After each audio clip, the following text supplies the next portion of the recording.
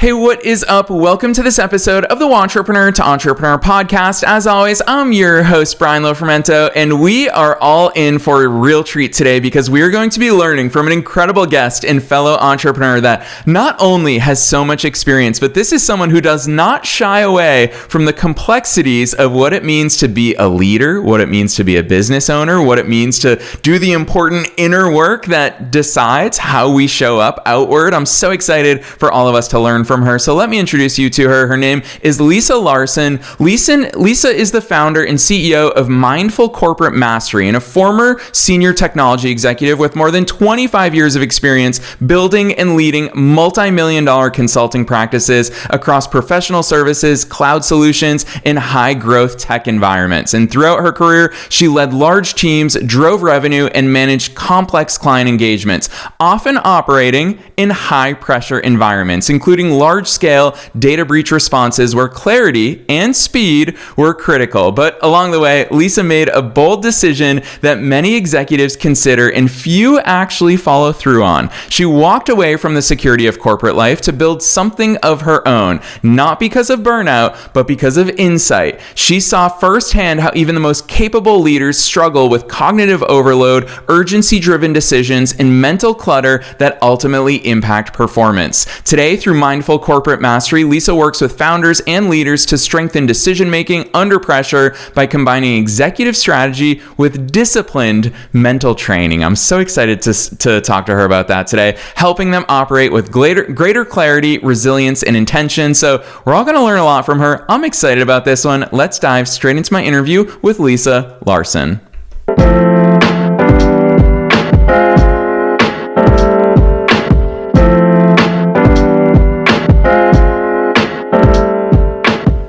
All right, Lisa, I am so very excited that you're here with us today. First things first, welcome to the show. Thank you so much. I'm excited to be here. I'm so excited to dig into all of the very meaningful and impactful work that you do. But Lisa, before we geek out about that stuff, you've got to take us beyond the bio. Who's Lisa? How did you start doing all these cool things? Yeah, sure. So as you said in that amazing introduction for me, is I spent 25 years in corporate environments where I was an executive sitting at the table and making decisions, really critical decisions with other leaders under pressure. What I saw in those rooms wasn't a lack of expertise or experience. It was a lack of decision clarity. The best leaders were operating under immense cognitive pressure and load, and that was affecting the decisions that they were making. They were operating either from urgency, so whatever came in quickly, they were jumping on it and making a decision quickly. I found myself doing that as well. And so I realized that there was a gap in how we as leaders were being trained. And that's why I decided to take that leap and leave corporate and build Mindful Corporate Mastery.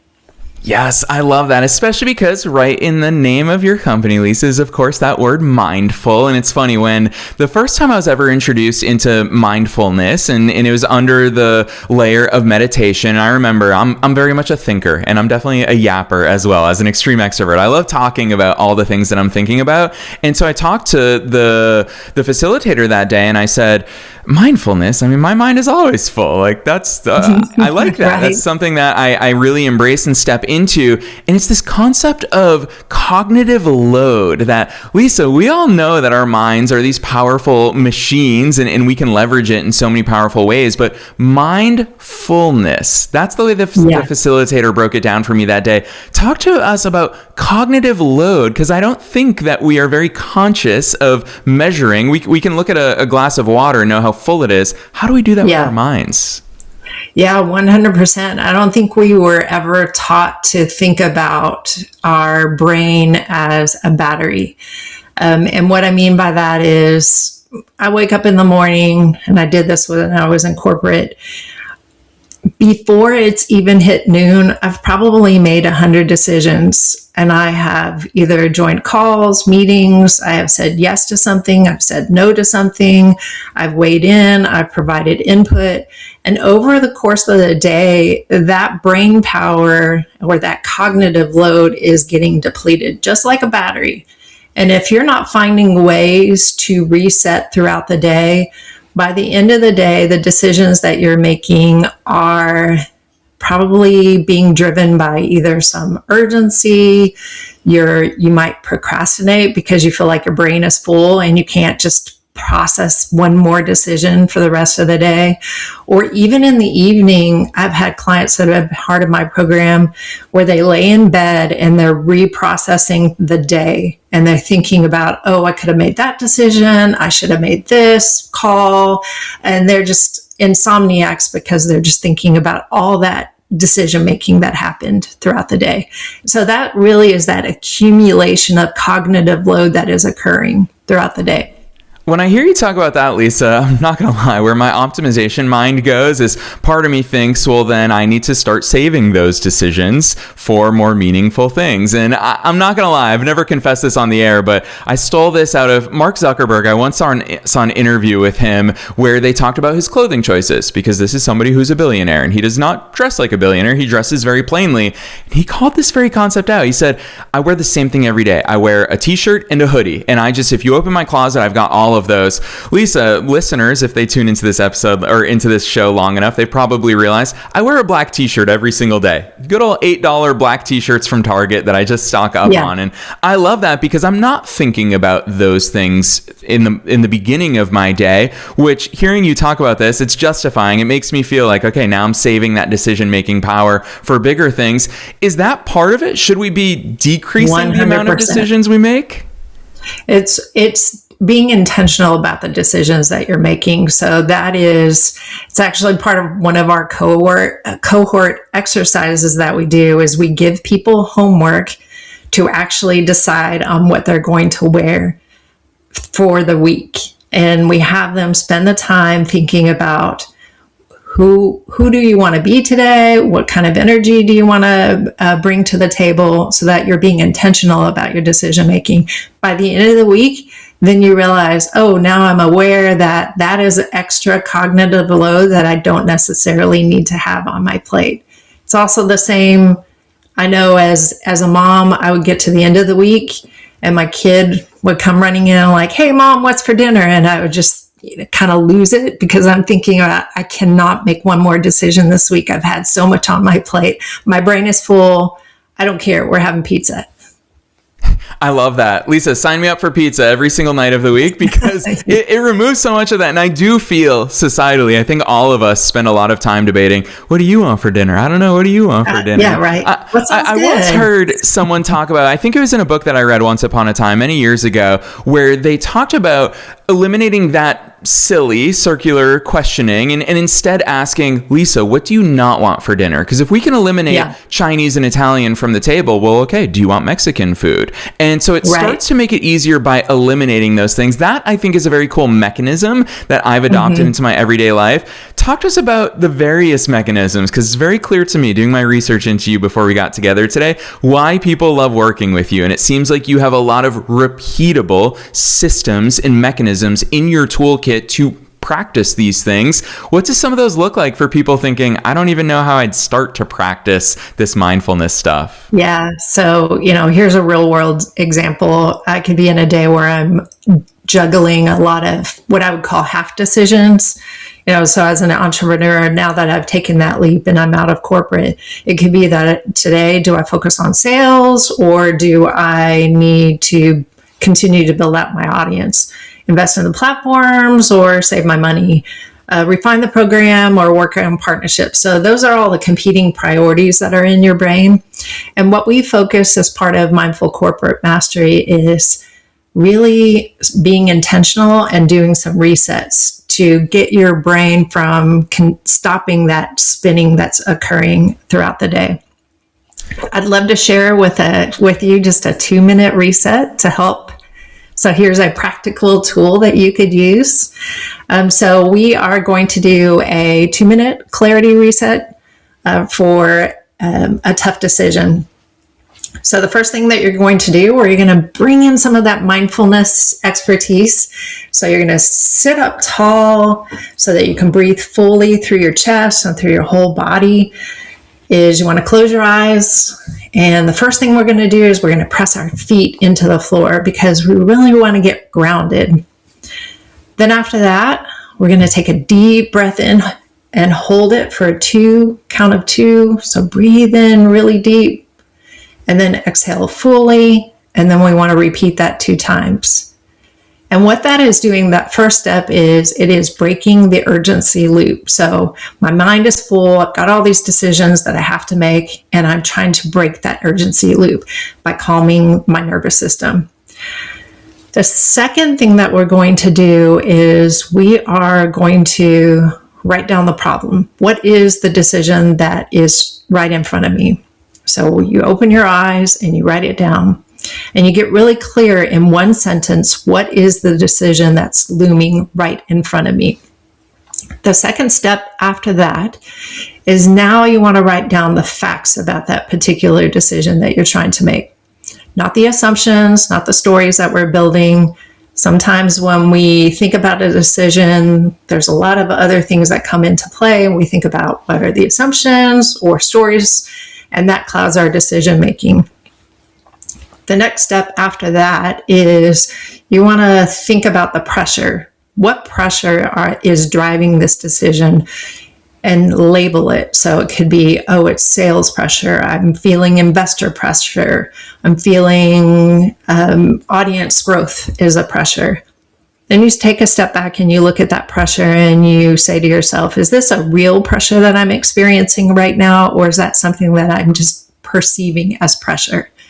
And then the last step of this reset loop is to think of one thing. We're going to have one thing that is going to drive this decision forward by and make progress by at least 1%. Not 20 things. That's the other thing that we can do, is we can get really caught up in all and building the whole solution, but we're going to focus on the one thing that drives the decision forward by 1%. So that's just a simple clarity reset, and that's a system that we teach as part of our program, and we teach all these different types of resets as part of Awakening Performance, which is our signature product. Yes, which, Lisa, we are definitely going to talk about later. So listeners, if you already like how practical Lisa makes this stuff, I invite you. Lisa, you're actually the first one in over 1,400 episodes who has given that to us live here on the air. And I will very publicly say that even off screen, it was really refreshing for me. On Tuesdays, I do 8 interviews back to back to back to back to back. And it feels like a hectic day doing all these interviews and having so many conversations. But even just the first part of that exercise that you introduced us to, even just pausing to breathe, it changes something inside of us. And I want to call that out because a lot of business owners and business leaders, and you work with so many in high pressure environments, which I want to come back to high pressure, but a lot of them feel like, reset, that's taking away from the work that I have to do. It's taking me away from pushing things forward. Which is so funny because in my 17-year entrepreneurial journey, I found that, why do the best ideas come to us in the shower? Because we're thinking differently. We've physically removed ourselves from the location, from our desks, from our computers. Talk to us about that, because it is an intuitive feeling to think it's the opposite of us doing the work. But you obviously have cracked that code that it is so very much part of the work. Yeah. And I have to be honest, when I started this journey of bringing mindfulness and performance together, I was not sold on meditation and mindfulness. I do my resets in a different way. I'm a runner, so I'm like you, it might be in the shower, but a lot of my insights and my ideas come from when I am not so focused on in the weeds of the problem. I'll go put my running shoes on, go outside and go run. And in the middle of the run, I would have to stop and record, I figured out what that problem was and how to solve it. And so I think people feel like it's not productive, or meditation is not for them. Meditation feels woo-woo, but taking that pause to really center yourself is It has to do with your nervous system and your brain function. Your brain is wired to keep you safe. And so it's telling you, hey, that thing, like that reset, we don't need to do that. Let's just keep going. We can keep moving forward because that's what your brain has been wired to do. So the reset feels counterintuitive, but once you get into the habit and the practice of pausing, even before you go into your next investor call, your next client meeting, is that you're taking that pause to center yourself and say, what is the one thing that I want to accomplish in this particular task that I'm about to set out on? It's a world of difference. It's really building the habit is really what it's all about. And Lisa, I want to go there with you because I'm sure it's already abundantly clear to listeners how practical your work is in this space. But I often think about all the emails that we get from listeners about all different topics. And I want to talk directly to the yeah, but listeners, because Lisa, to me, this is part of your magic and your background and the way that you've built your company is that you already answer most of those yeah, buts, because the biggest one is probably people who say, yeah, but I'm in a fast-paced industry, or yeah, but my clients want me to get back to them right now. Yeah, but it's super high pressure. Lisa, nobody can say that to you because you've worked in extremely high pressure environments, and you've worked with leaders who are still to this day in very high-paced and high pressure environments. What's your response to people who feel that sort of the yeah, but in response to the work that you do? I think it goes back to that 2-minute clarity reset that we did, which is when you're thinking about the decision that is right in front of you, we get caught up in the assumption or the story that we're telling ourselves. And that right there is, yeah, but is a story or an assumption that you've made and you believe in that keeps you from doing the hard work. It keeps you from having a moment of clarity. So that's what I would say. And what's been proven with our programs is that it works. Taking that few minutes just to get clear on what is the objective, what is the decision I need to make, what is the problem that I'm trying to solve before you start activating and doing things. Doing things feels comfortable because that's what we've been wired to do in our hustle culture.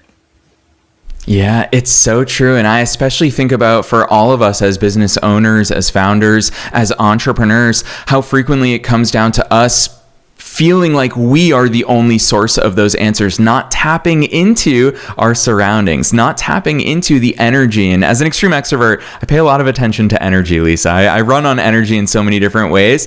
Talk to us about that, because I think that all too often we do look inwards and we believe in forcing answers from ourselves. I'll use marketing as the example here, is that a lot of times people say, I need to figure out what is the best marketing channel, what is the best marketing campaign, and we think those answers come from within. But the reset that you're introducing us to, I feel like we should adopt in every aspect of our businesses, because then it reminds us, well, it's my customers that have those answers. How do we navigate the fact that we are only one thing in our physical and emotional environments?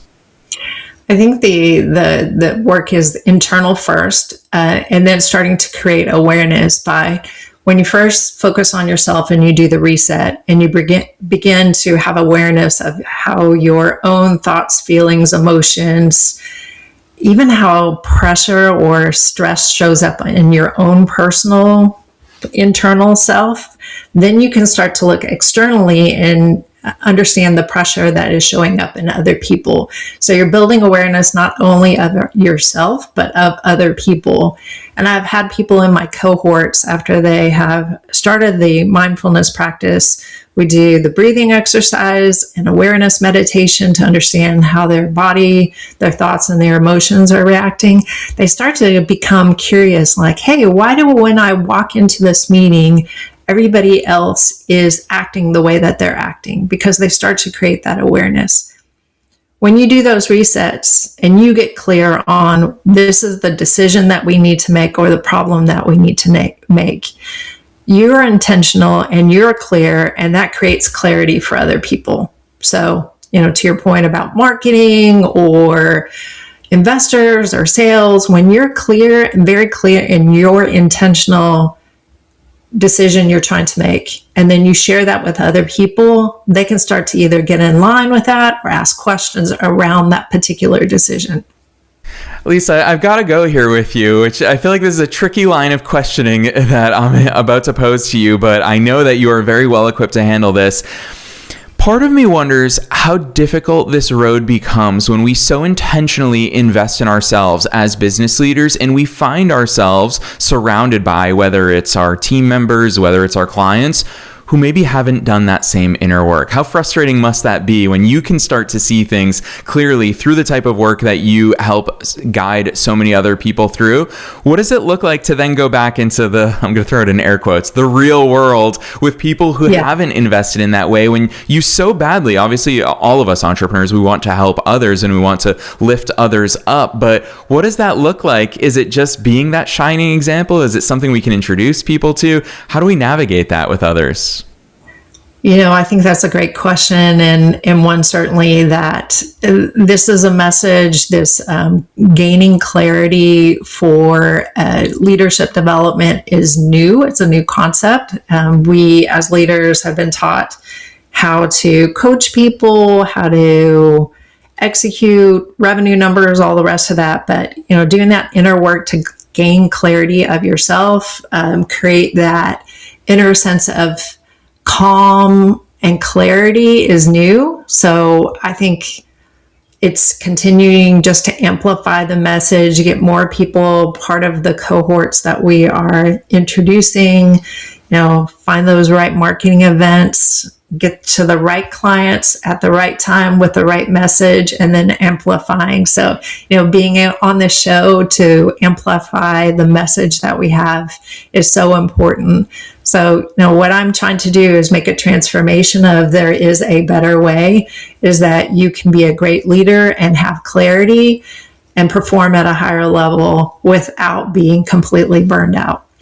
Yeah, so well said. And I've got to go here with you because I'm fascinated by catalysts and sparks. And truth be told, as the host of a podcast, I always hope that any and every episode is the catalyst for our listeners to take some sort of action. And Lisa, that's why we've been excited to have you on the show, because you are such an action-oriented person. You make all of this stuff that for a lot of people, it's felt like this intangible thing that they've heard about before, but you make it so practical and actionable and repetitive. It's something that we can actually put into our practice. And so with that in mind, a lot of people have heard about it, but they've probably never said, no, today's the day. Today's the day that I'm actually going to do this. And I often say on air, too many people wait for January 1st when we can make any day our January 1st. What is that catalyst that you often see in leaders that makes them say, you know what?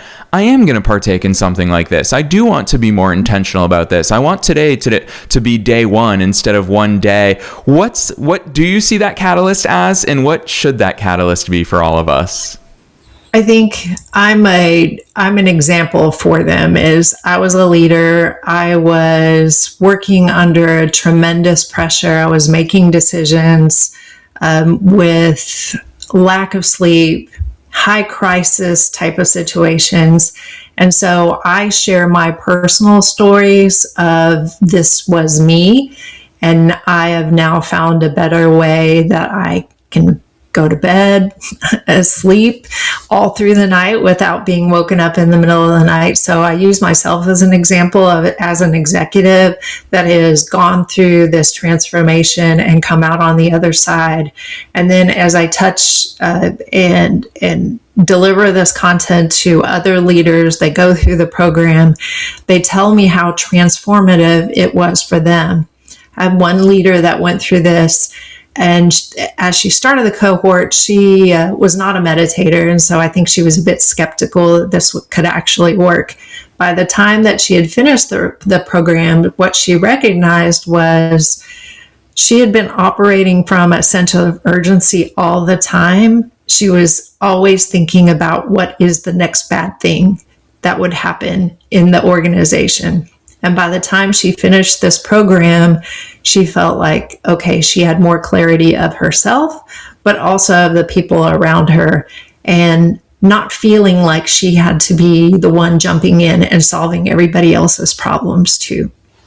Yeah, I love that real world example, especially because in today's day and age, I think we are beginning to, I think that's the way I'll phrase it, Lisa, we're beginning to forget how many human resources and fellow humans that we can tap into with a lot of this stuff. And that's why I love the way you structure, even the way that you serve people, is that they're truly never alone in their journey. And I think that's really cool. Yes. We're definitely going to come back to that. But I do want to pick on something that is obviously time relevant. You and I talked about it a little bit before we hit record together today, is the fact that everyone's turning to AI these days in so many different ways. And I will say, as someone who I'm very conscious of what's on my mind and what I'm thinking about, and it is fun these days to have some sort of outlet that I can just type into a screen and share all of my thoughts, whatever those may look like, for better and for worse, into a program that will give me some level of feedback. Now, I know all the risks about how much AI tends to agree with us because it wants to have happy users and continue to go back to it. But Lisa, how's AI factoring into a lot of this work? Because I'm sure that internally you're navigating it and playing with it,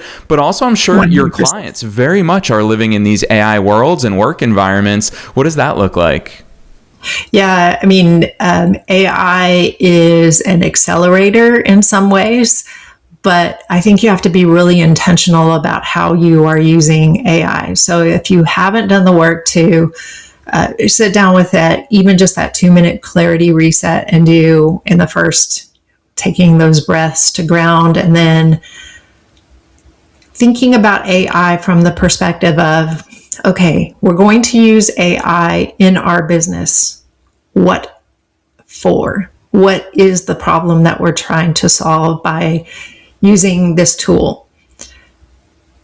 And then what are the objectives? What are the metrics that we want to capture?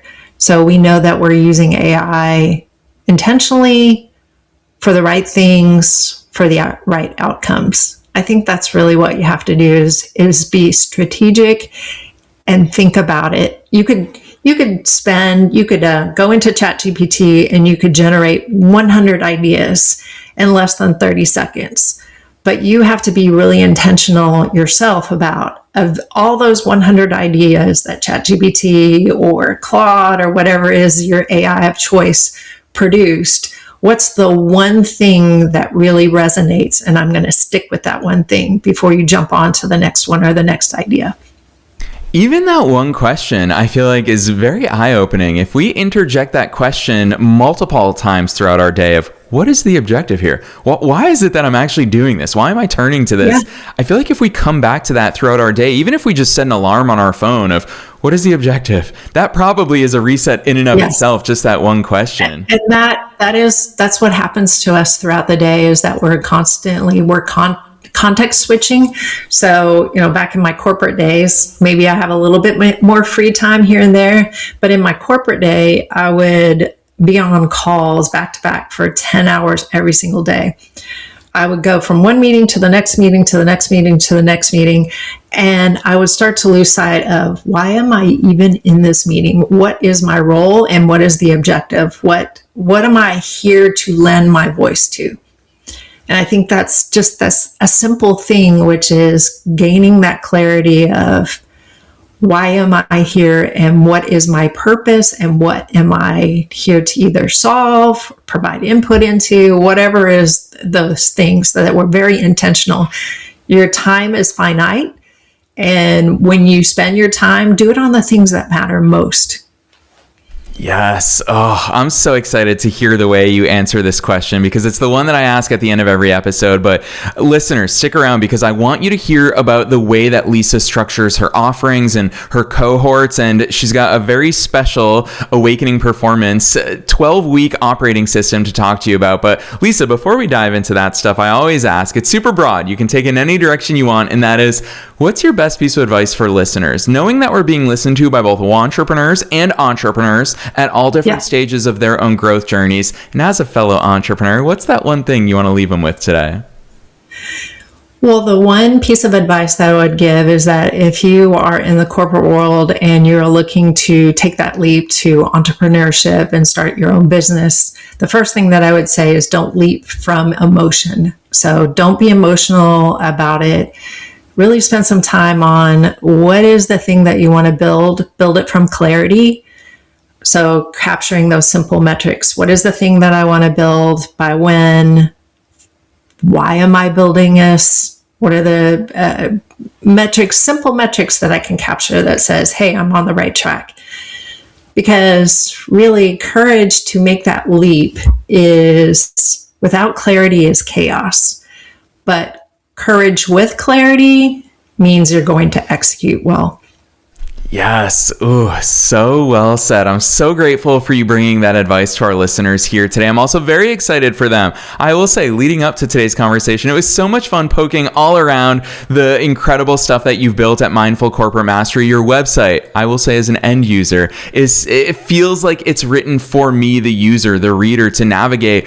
This is what I'm feeling. This is how I want to feel. This is the path that gets me there. So, Lisa, I would love for you to talk to our listeners about awakening performance, about the way that you structure the way you do this work, because it's not the easiest work to do. And I think that's an important caveat to throw out to listeners, is that it is work. It is not talking about things. You all have seen Lisa here throughout today's conversation that Lisa doesn't want to talk just academically or theoretically. This is actual work that you do a practice of. So, Lisa, take it away. Share with listeners how they can get into your ecosystem and start doing the work.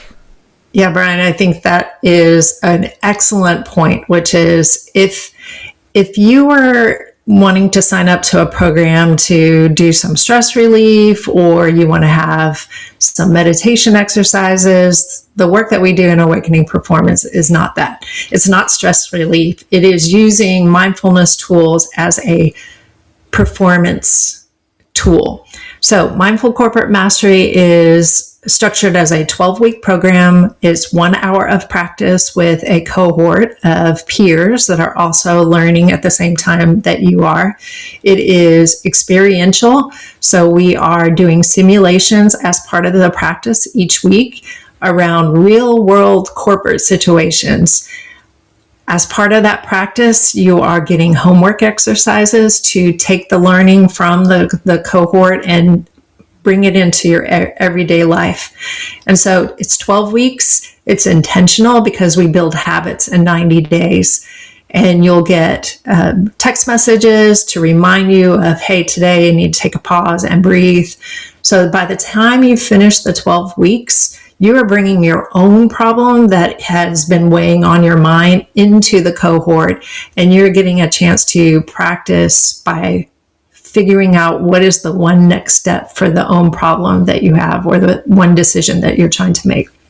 Yes, I love that. And listeners, you already know we are dropping that link down below in the show notes. No matter where it is that you're tuning into today's episode, you can go straight to mindfulcorporatemastery.com. You can click right on through. So if you're driving, don't worry about taking notes. You can always click through from the show notes. We're also linking to Lisa's personal LinkedIn, because if you want to reach out and have a conversation with her and decide that today is your day one instead of saying one day all the time, then you definitely want to reach out to Lisa. Lisa, I am so in awe of all of the things that you do. I'm so grateful for you coming on the show today. So on behalf of myself and all the listeners, thanks so much for all the things that you do. Thank you. I would really appreciate spending time with you today.